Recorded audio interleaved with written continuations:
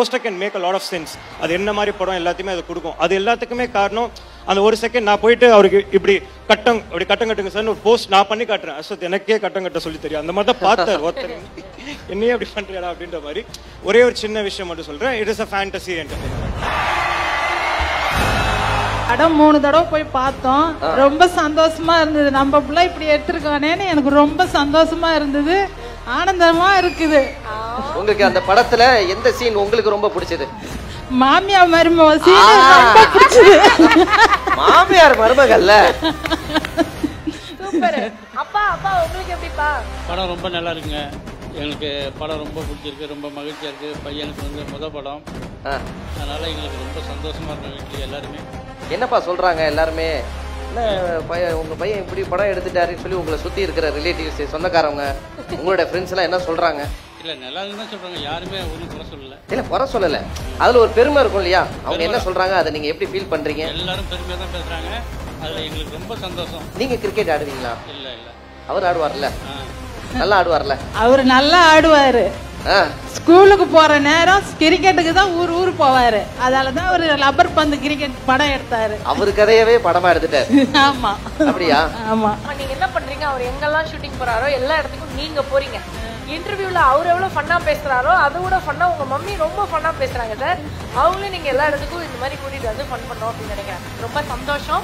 குடும்பம் ஹாப்பியா இருக்கணும். உங்க பையன் பாட்டுக்கு அவர் அப்படியே வளர்ந்துட்டு போயிட்டே இருப்பாரு. நீங்க இதே மாதிரி தட்டிக்கிட்டு விசில் அடிச்சுக்கிட்டு சினிமாக்கு சீக்கிரம் வந்துருப்பான்னு இல்லாம நிறைய பண்ணுப்பா அப்படின்னு நீங்க இந்த மாதிரி வாழ்த்துக்கிட்டு இனிமே சினிமா பண்ணிட்டு லேட்டா வாப்பா அப்படி சொல்லுங்கம்மா.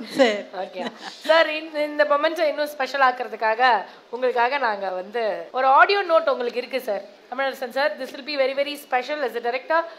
This is for you, a small token of love. என்னப்பா தமிழரசா, நல்லா இருக்கீங்களா? லப்பர் பந்து மிகப்பெரிய வெற்றி அடைஞ்சதுக்கு என்னுடைய மனம் நிறைந்த வாழ்த்துக்கள். என்ன உங்க படத்துல காமிச்சு நான் இன்னும் மக்களோட தான் வாழ்ந்துகிட்டு இருக்கேன்னு நீங்க நிரூபிச்சிட்டீங்க. அதுக்கு என்னோட நன்றி. ஒரு வசனம் போதும் ஒரு டைரக்டர் எப்படின்னு சொல்ல. விளையாட்டுல இருக்கிற சாதி, அந்த சாதியை வச்சு பண்ற அரசியல்னு வசனத்துல பின்னிட்டப்பா. நீங்க இன்னும் சீக்கிரம் வந்திருக்கலாம். சினிமாவுக்கு சொன்னேன், அந்த கெத்தா நானே பண்ணிருப்பேன்.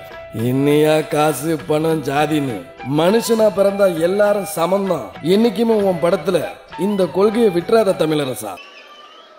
ரொம்ப நன்றி. நன்றி.